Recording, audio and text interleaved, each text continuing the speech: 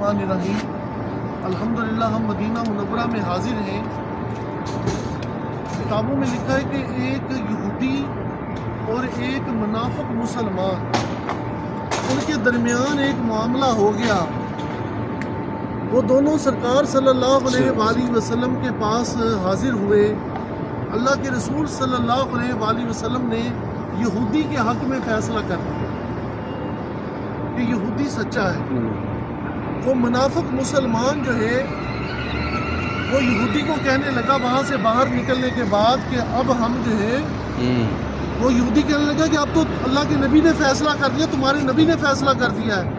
تو وہ منافق کہنے لگا نہیں، ہم حضرت عمر سے فیصلہ کرواتے ہیں۔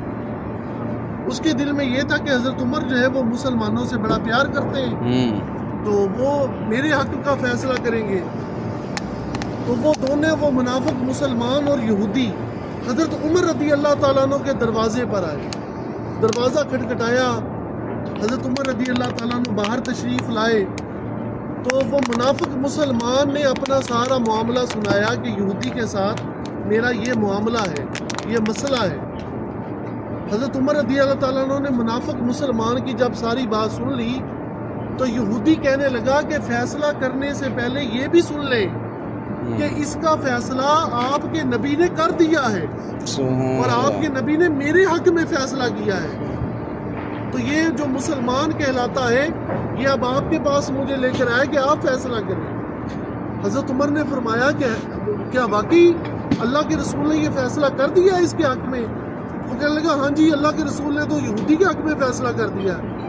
آپ نے فرمایا ٹھہرو پھر میں فیصلہ کرتا ہوں۔ آپ اندر گئے اور تلوار لے کر آئے اور اس منافق مسلمان کی گردن کاٹ دی اور فرمایا کہ جس کو اللہ کے رسول کا فیصلہ پسند نہیں ہے اس کا فیصلہ عمر کی تلوار کرے۔